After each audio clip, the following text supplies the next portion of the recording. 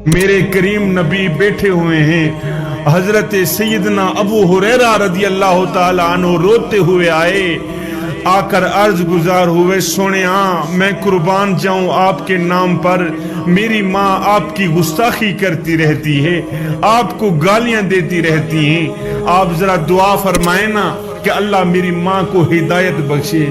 میرے کریم نبی نے جب صحابی کو دیکھا، ابو ہریرہ کو دیکھا کہ ابو ہریرہ خون کے آنسو رو رہا تھا اور ابو ہریرہ کا دل کٹا جا رہا تھا، میرے کریم نبی نے اپنے گورے گورے ہاتھ اٹھائے، اللہ کے حضور دعا مانگنی شروع کی۔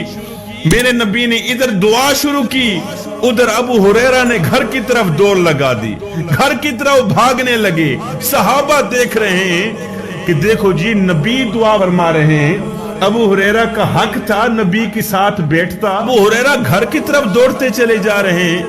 ابو ہریرہ جب گھر میں پہنچے، دستک دی تو ماں اندر غسل کر رہی تھی۔ ماں نے جب دروازہ کھولا تو ماں کی منہ سے آواز آ رہی تھی، لا الہ الا اللہ محمد الرسول اللہ۔ ابو ہریرہ تڑپ کر بولے، اماں تو کلمہ پڑھ رہی ہے؟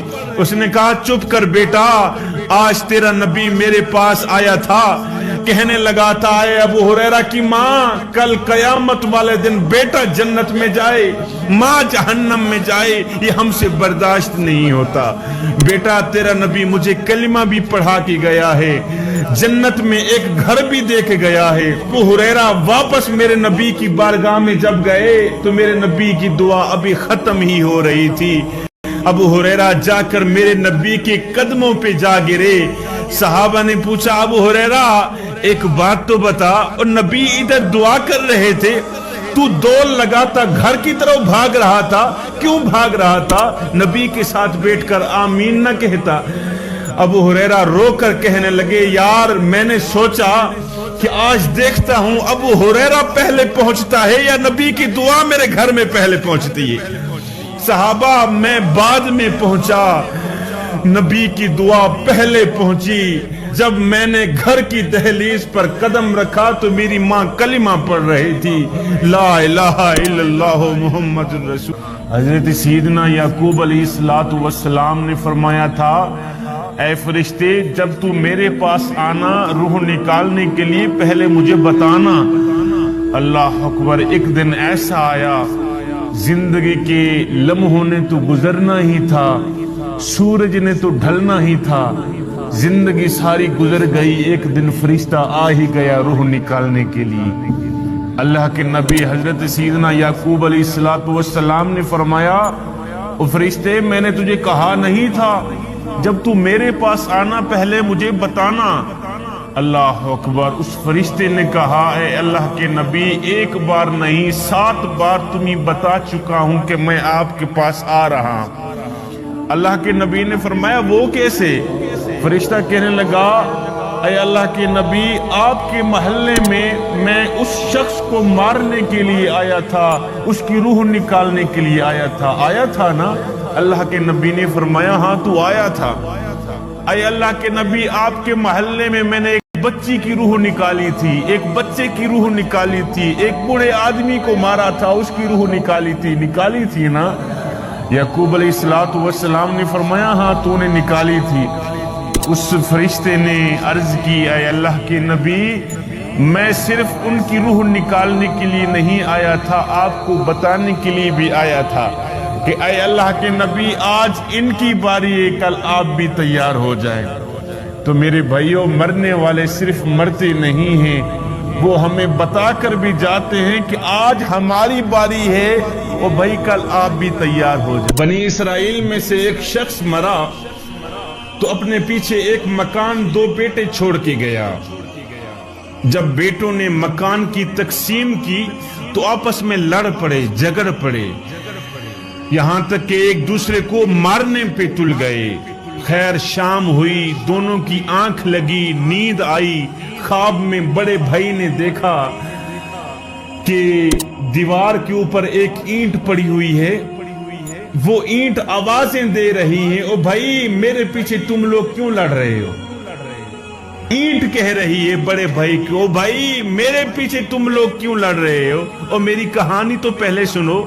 मैं एक वक्त का बहुत बड़ा बादशाह था, मेरे वजीर थे, नौकर थे, मुलाजिम थे, बहुत बड़ा बादशाह था, दुनिया में मेरा नाम था।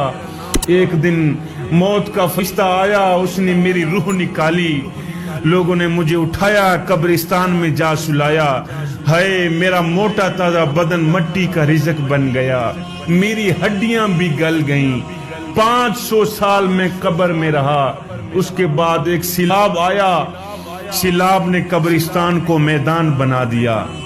एक बंदे को मट्टी की जरूरत पड़ी, वो आया, उसने मट्टी उठाई, उसी मट्टी में मैं भी मौजूद था। वो मुझे अपने घर में लेके गया, उसने उस मट्टी की ईंटें बनाई। अल्लाह अकबर, फिर मेरी ईंट बनी। आपका अब्बू गया था, वो मुझे खरीद के आया था।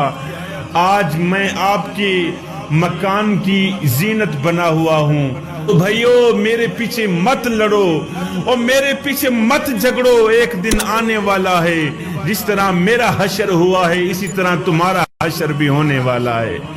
फरिश्ता आने वाला है, तुम्हारी रूह निकाल के ले जाएगा, लोग तुम्हें कब्र में जा सुलाएंगे, तुम्हारा मोटा ताजा बदन मट्टी का रिज़्क बन जाएगा और तुम्हारी हड्डियां भी गल जाएंगी।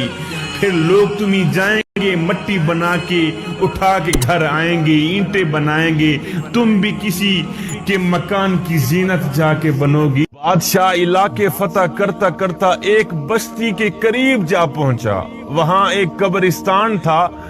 तो बादशाह ने देखा कि हर कब्र के ऊपर एक पत्थर पड़ा हुआ है, पत्थर के ऊपर कब्र वाले का नाम भी लिखा हुआ है, कब्र वाले की उम्र भी लिखी हुई। बादशाह पढ़कर हैरान रह गया कि किसी की उम्र 2 साल लिखी हुई है, किसी की उम्र 3 साल लिखी हुई है, 4 साल, 8 साल, 10 साल से ऊपर किसी की उम्र नहीं लिखी हुई, 10 साल से ऊपर किसी की जिंदगी नहीं लिखी हुई।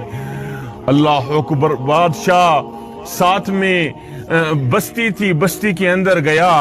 बादशाह ने पूछा, मियां ये जो कब्रिस्तान है ये बच्चों का कब्रिस्तान है?